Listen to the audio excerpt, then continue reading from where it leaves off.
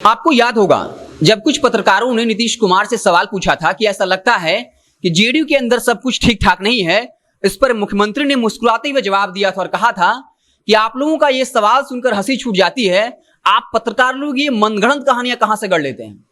लेकिन नीतीश कुमार के इस बयान के बाद जब उन्होंने कहा कि पत्रकार लोग मनगढ़ंत कहानियां कैसे गढ़ लेते हैं, तब ये पत्रकार मन कई तरह के सवाल पूछना चाहता है। पहला सवाल ये रहेगा कि कल ही एक खबर आई कि अभय कुशवाहा को आरसीपी सिंह ने अपना एपीएस यानी एडिशनल प्राइवेट सेक्रेटरी बना लिया है। यह काफी दिलचस्प होगा कि जो पूर्व विधायक रह चुका है, इस वक्त संगठन में महासचिव के पद पर है, पूर्व में युवा जेडीयू का प्रदेश अध्यक्ष रह चुका है, उसे केंद्रीय मंत्री ने अपना एपीएस यानी एडिशनल प्राइवेट सेक्रेटरी बना लिया है।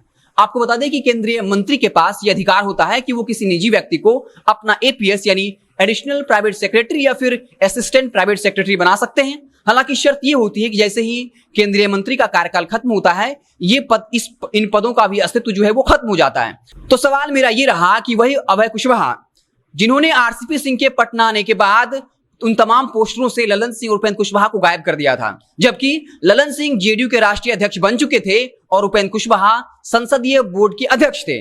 इसके बाद भी अभय कुशवाहा ने प्रदेश कार्यालय के लगे बाहर पोस्टर में उन दोनों नेताओं को जगह नहीं दी, और जब यह मामला बढ़ा तब ललन सिंह को भले ही जगह दे दी गई, फिर भी उपेंद्र कुशवाहा को उस पोस्टर में जगह नहीं मिला। और अभय कुशवाहा ने मीडिया के सामने साफ तौर पर कह दिया कि उपेंद्र कुशवाहा और ललन सिंह उनके नेता नहीं हैं। अब उसी अभय कुशवाहा को, जिसके बारे में ये बात कही जा रही थी कि जेडीयू काफी अनुशासित पार्टी है, अभय कुशवाहा पर कार्रवाई की जाएगी, लेकिन अब उसी अभय कुशवाहा को आरसीपी सिंह ने पुरस्कार दिया है और अपने यहां दिल्ली में सेटल कर लिया है और बाकायदा एडिशनल प्राइवेट सेक्रेटरी बना लिया है। तो ये क्यों नहीं माना जाए कि जेडीयू दो फाड़ हो चुकी है। आपको बता दें कि आरसीपी सिंह को इस बात का एहसास था कि ललन सिंह जिस तरीके से आरसीपी सिंह के करीबियों की एक एक करके विकेट गिरा रहे हैं, अभय कुशवाहा का विकेट भी गिरना तय है, क्योंकि अभय कुशवाहा ने सीधे तौर पे अनुशासन का उल्लंघन किया था। और आपको याद होगा कि बीते गुरुवार जब ललन सिंह ने संगठन को लेकर बैठक बुलाई तो एक बात साफ तौर पे कहा था कि पार्टी में किसी भी सूरत में अनुशासनहीनता बर्दाश्त नहीं की जाएगी। अभय कुशवाहा के साथ साथ संतोष मेहता, जो जेडीयू अति पिछड़ा सेल के पूर्व प्रदेश अध्यक्ष थे, उनको भी अपना एपीएस यानी असिस्टेंट प्राइवेट सेक्रेटरी बना लिया। ये भी आरसीपी सिंह के काफी करीबी माने जाते हैं। दूसरा सवाल यह है कि महासचिव अनिल कुमार सिंह चंदन कुमार को प्रदेश मुख्यालय प्रभारी के पद से क्यों हटाया गया। अब आपको बताते हैं, एक घटना का जिक्र हमने आपके साथ खबरों के माध्यम से किया था, जहां पर यह दिखाया गया कि जब जनता दरबार में जेडीयू के मंत्री आए थे तो बैकड्रॉप में नीतीश कुमार और आरसीपी सिंह की तस्वीर लगी हुई थी।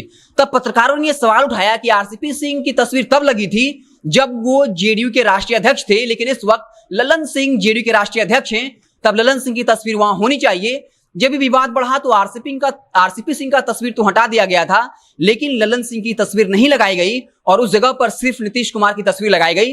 और उस वक्त जेडीयू मुख्यालय के प्रभारी के तौर पर महासचिव अनिल कुमार सिंह और चंदन कुमार वहां के प्रभारी थे। और अब खबर ये आई कि बीते गुरुवार को ललन सिंह ने उन दोनों महासचिव जो जेडीयू मुख्यालय प्रभारी थे, अनिल कुमार सिंह और चंदन कुमार को पद से मुक्त कर दिया। तीसरा सवाल यह रहेगा कि डॉक्टर अमरदीप, जो जेडीयू मीडिया सेल के प्रदेश अध्यक्ष थे और आरसीपी सिंह के काफी करीबी थे, उनको आखिर इस्तीफा क्यों देना पड़ा। उन्होंने क्यों लिखा कि वो अब पार्टी में आत्मसम्मान के साथ समझौता नहीं कर सकते, और ठीक 25 दिन पहले यह भी लिखा था कि कुछ लोग उन पर यह दबाव बना रहे हैं कि फेसबुक ग्रुप और व्हाट्सएप ग्रुप जो एडमिन है वो बदला जाए, और इसको लेकर बाकायदा सोशल मीडिया पर यह पोस्ट लिखा था कि उन पर दबाव बनाया जा रहा है।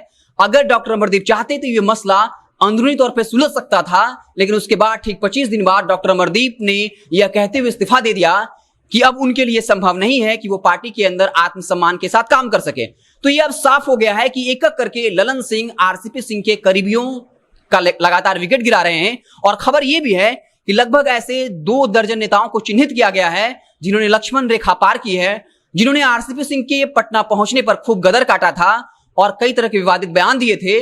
ललन सिंह अब उनको लेकर एक बड़ा एक्शन लेने वाले हैं, और यही वजह थी कि आरसीपी सिंह को इस बात का एहसास हो गया था कि अभय कुशवाहा को लेकर बड़ी कार्रवाई हो सकती है, क्योंकि जिस तरीके से उन्होंने पोस्टर विवाद को जन्म दिया और खुले तौर पे कह दिया कि ललन सिंह और उपेंद्र कुशवाहा उनके नेता नहीं है, जिसके बाद मीडिया में खबरें चलने लगी कि जेडीयू के अंदर फूट हो गई है।